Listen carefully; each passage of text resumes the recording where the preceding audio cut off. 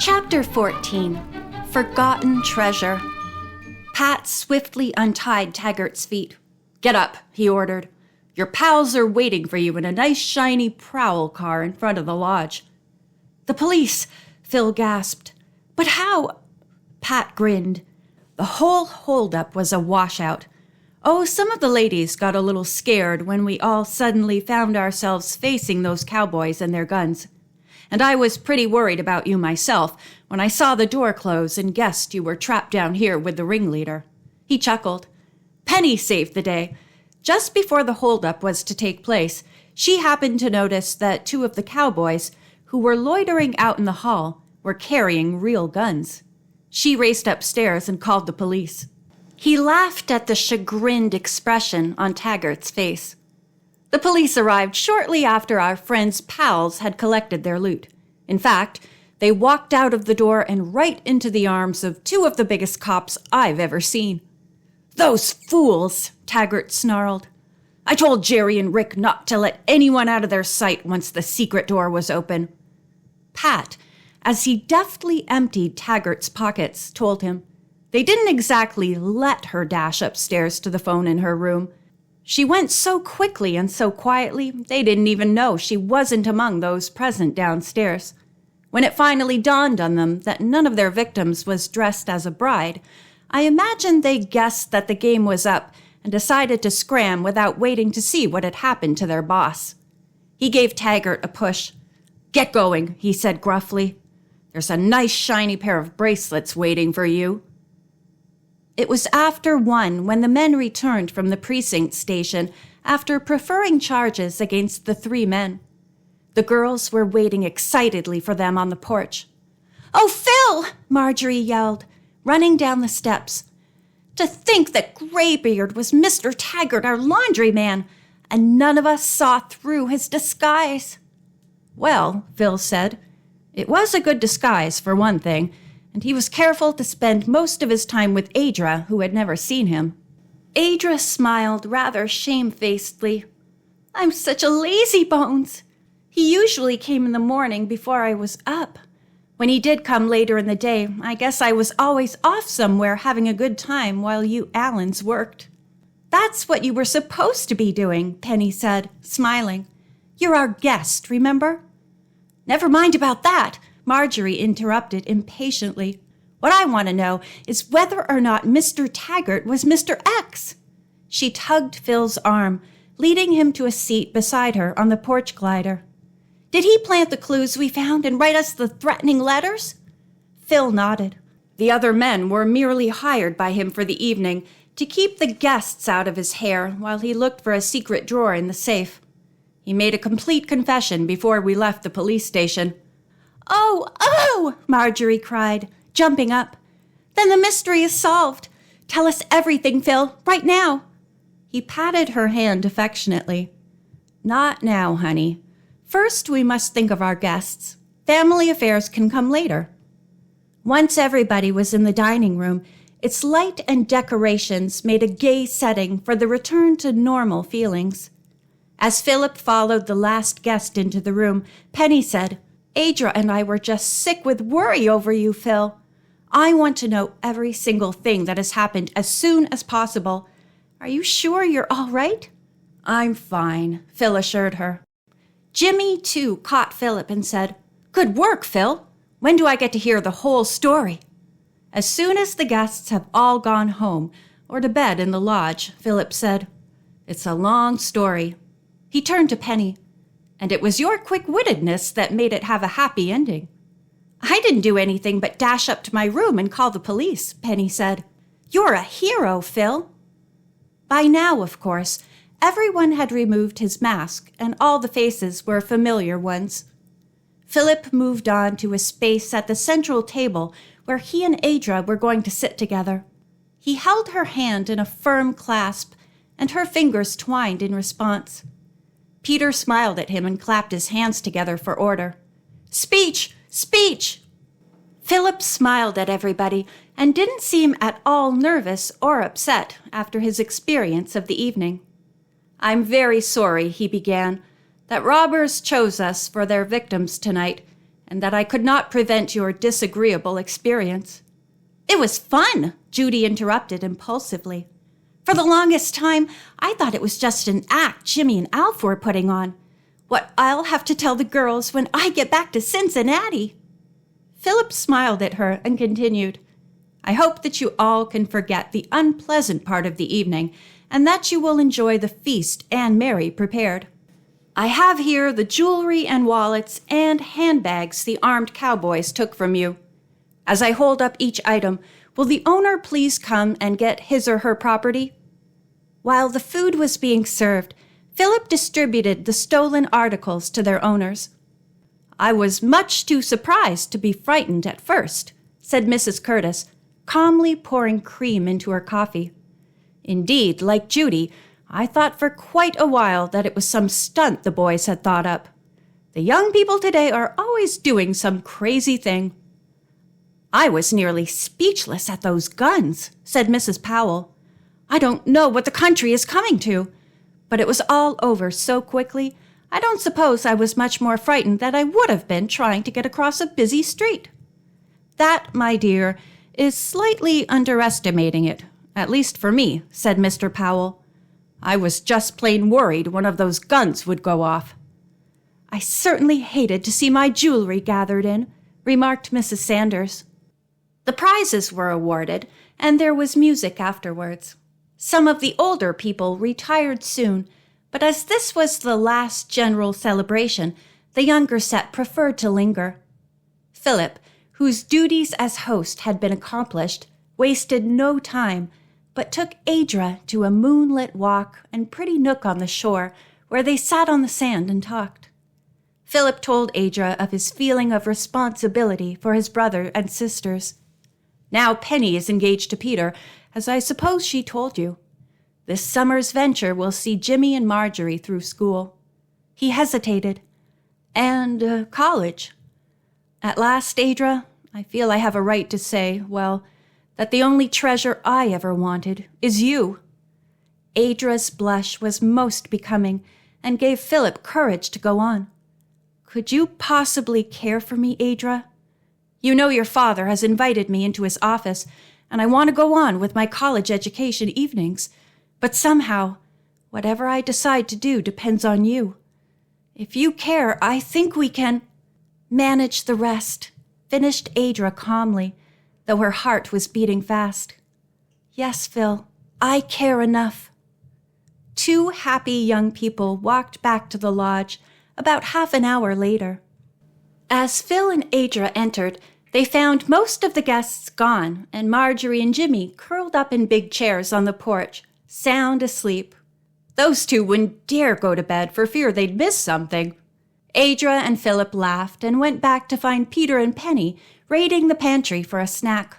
"Ha!" cried Phil. "More burglars!"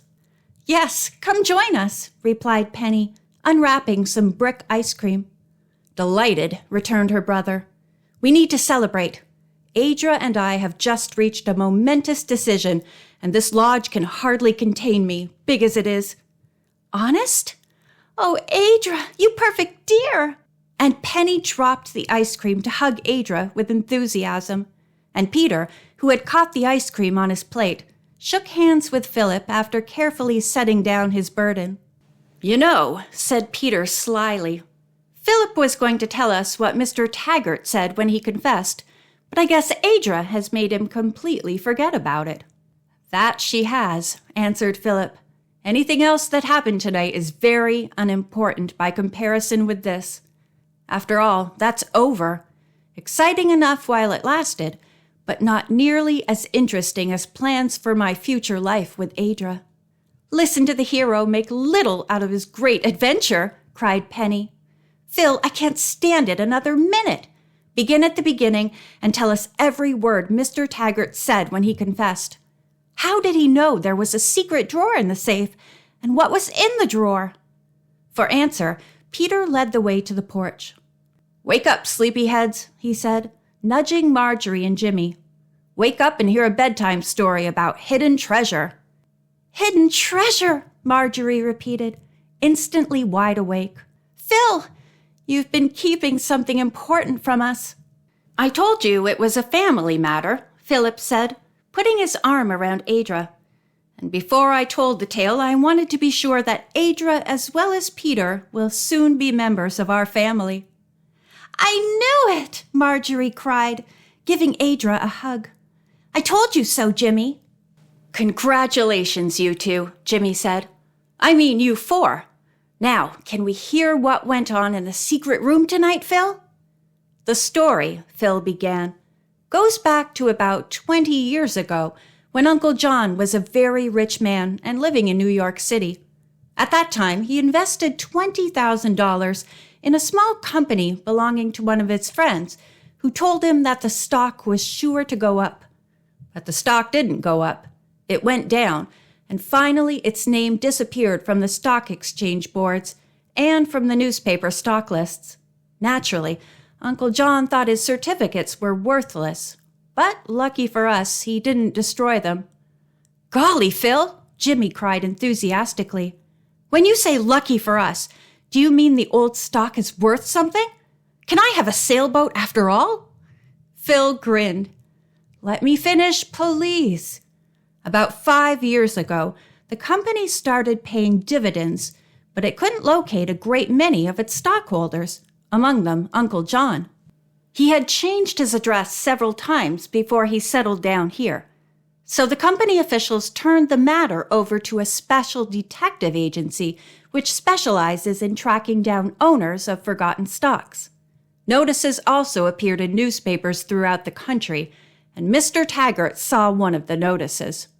With forged credentials, he got a job with the detective agency and was assigned the duty of finding Uncle John.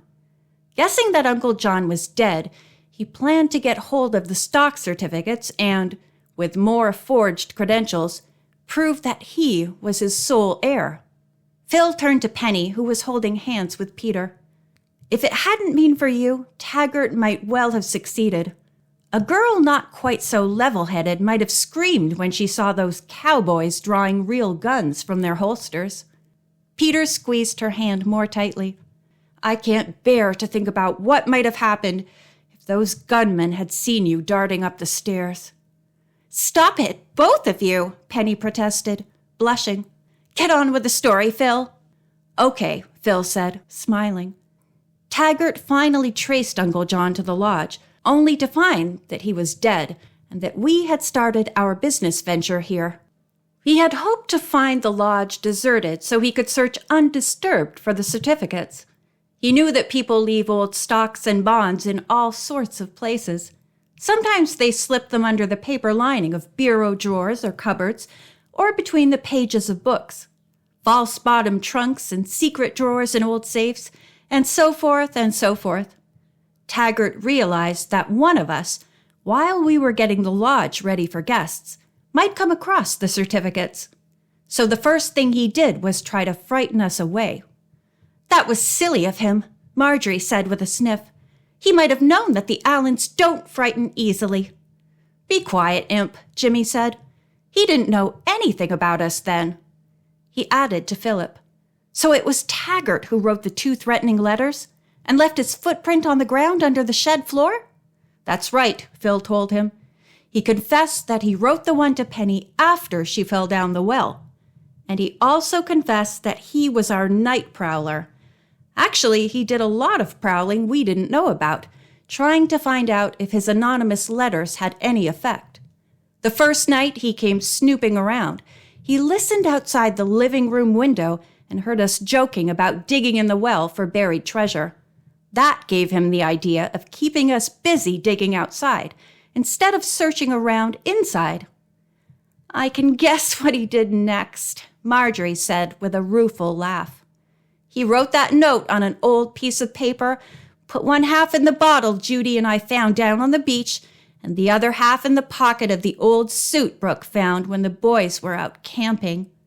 She stopped suddenly, her blue eyes wide with amazement.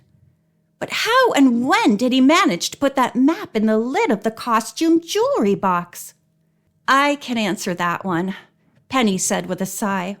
The day our first guests arrived, I heard someone rummaging around in the storage room. I thought it was you, Marjorie, and thought you were fibbing later when you insisted you were out in the Donahue's cabin helping Anne Mary count their laundry. She laughed. I owe you an apology, honey. While you and Anne Mary were busy, and Phil and I were upstairs hanging curtains, Taggert must have sneaked into the storage room and pasted that map behind the rotten lining of the old jewelry box. You're both 2 jumps ahead of me, Philip said, laughing. Taggert did put the map where you found it, but first he had to have some excuse for coming out here. He heard in the village that we were looking for someone who would take the soiled linen into the laundromat and applied to Penny for the job. Penny moaned, covering her pretty face with both hands. Oh, why did I fall into his trap so easily? I should have guessed when he offered to do it so cheaply that something was wrong. Not at all, Peter said protectively. Taggert did handle the laundry situation in a very satisfactory manner, so I don't think anyone can blame you for not suspecting him of an ulterior motive. Phil nodded. That's right, Penny. Nobody blames you. The trouble was that no one paid much attention to him when he came out here. I imagine Anne Mary didn't always have the bundle ready, or his pay when he brought out the clean wash. Once, when she left him alone in the kitchen, he slipped down to the beach and stuck the bottle containing half the note under the rock. We made everything so easy for him, Marjorie groaned. He was there in the kitchen, I remember, the day Anne Mary suggested that Judy and I search for rare shells. He was also there the time I asked her if it would be all right for us to spend the first rainy day rummaging through the old trunks in the storage room. And, Penny added, he knew exactly when the boys left on their camping trip. Remember? Anne Mary told him he had to bring back their clean shirts before they left. I imagine it was very simple for him to find out from her where they were going. Uh-huh, Phil said. Very simple. Anne Mary had no reason to suspect him. He followed them to Uncle John's fishing camp only to find that they had moved deeper into the woods. He saw the Bronx tire tracks and followed them to the lake. Early in the morning, before Brooks' adventure, he rigged up the coat with the other half of the note in the pocket. He could count on the fact that one of the boys, while out canoeing, would be sure to notice what looked like the torso of a human body. Phil smiled. Taggert also knew that Jimmy, like Marjorie, was sure treasure was buried around here and was looking for clues. And, Peter added, the man knew that no boy could resist going through the pockets of an old coat he found. Jimmy's tanned cheeks were very red. Well, he said, that clears up all the mysterious clues and letters, and we certainly all played right into his hands when we issued invitations to the masquerade.